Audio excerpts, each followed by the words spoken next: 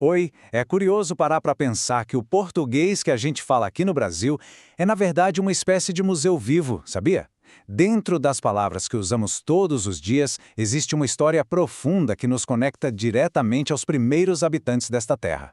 Nesta análise, vamos juntos descobrir essa herança das línguas indígenas que moldaram a nossa forma de falar.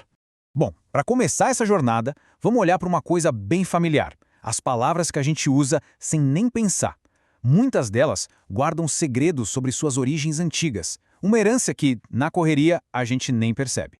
Pensa um pouco. Quando a gente come uma pipoca, vendo um filme ou corta um abacaxi, de onde vêm esses nomes? Eles soam tão brasileiros, tão nossos, né? Mas qual será a raiz deles? A resposta, olha, nos leva numa viagem no tempo. A resposta está no tupi.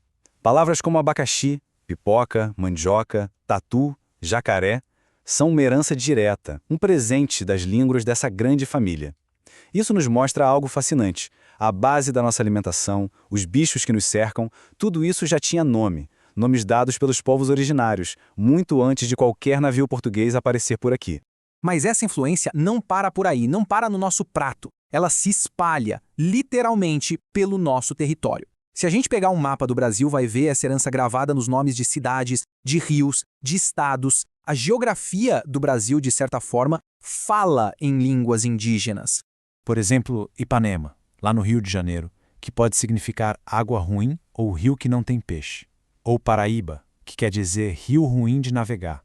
E Paraná, o rio grande que parece o mar. Cada nome desses é uma descrição, uma pequena história, um mapa poético e muito funcional que os povos originários deixaram para nós. Para a gente entender como todas essas línguas se conectam, os linguistas usam uma analogia que é brilhante, a de uma árvore genealógica. É isso mesmo. Assim como a gente tem famílias, pais, avós, as línguas também têm. Vamos ver direitinho como essa estrutura funciona. A base de tudo é o que a gente chama de tronco linguístico. Pensa nele como se fosse o grande ancestral, sabe? A origem comum de dezenas ou até centenas de línguas que, mesmo sendo diferentes hoje, um dia, há milhares de anos, foram uma coisa só. E a organização é bem clara. O tronco é essa origem lá atrás. Deles saem os galhos principais, que são as famílias linguísticas. E em cada galho desses a gente encontra as folhas, que são as línguas que conhecemos hoje, como o Guarani, por exemplo. É assim que os especialistas conseguem mapear o parentesco entre os idiomas. Ok, com essa ideia da árvore na cabeça, vamos focar agora nos troncos que mais, digamos, floresceram aqui no Brasil. E entender como um deles, em especial, teve um papel central na construção do som do nosso país, da nossa identidade. Aqui no Brasil, a gente tem dois troncos gigantes, o tupi e o macro-gé. Além deles, claro, existem outras famílias menores e também o que a gente chama de línguas isoladas, que são como árvores únicas, sem nenhum parente conhecido. A diversidade é imensa. E aqui está o ponto-chave da nossa história.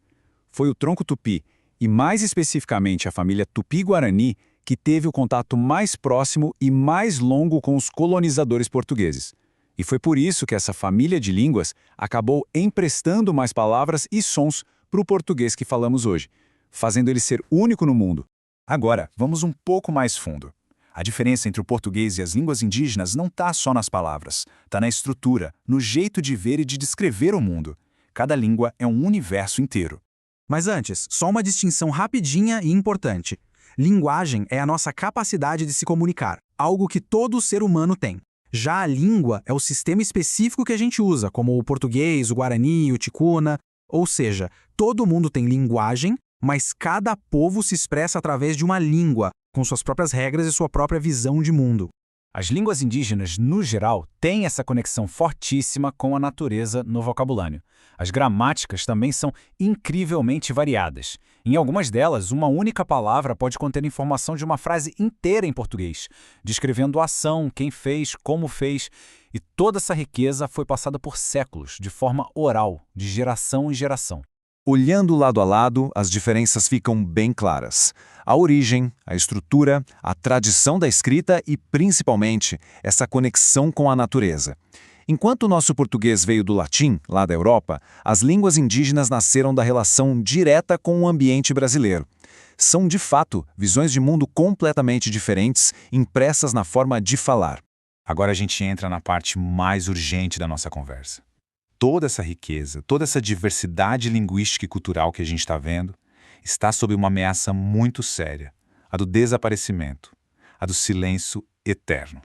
Vamos tentar imaginar a cena. Lá em 1500, a estimativa é que mais de 1000 línguas diferentes eram faladas no território que hoje é o Brasil.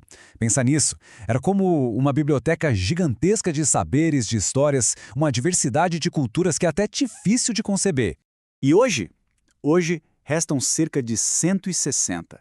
E muitas delas em risco iminente de sumir do mapa. O contraste entre os números é brutal. Ele mostra a dimensão da perda cultural e histórica que o Brasil sofreu ao longo de 5 séculos. As causas para isso são bem complexas, mas, em resumo, elas vêm de um processo histórico muito violento.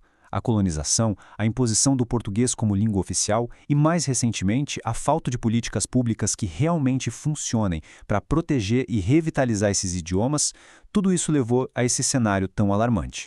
É fundamental entender que essa perda vai muito além das palavras. Quando uma língua morre, o que se perde é uma forma única de ver o mundo. O conhecimento que um povo acumulou sobre o seu ambiente, sua medicina, sua filosofia, sua arte, a gente perde um pedaço da própria história da humanidade. Então, a reflexão que fica é essa. A cada língua que se cala, que histórias, que conhecimentos, que canções nós estamos deixando de ouvir para todo sempre. Preservar as línguas indígenas não é só um ato de respeito com o passado. É um investimento na riqueza e na diversidade do nosso futuro.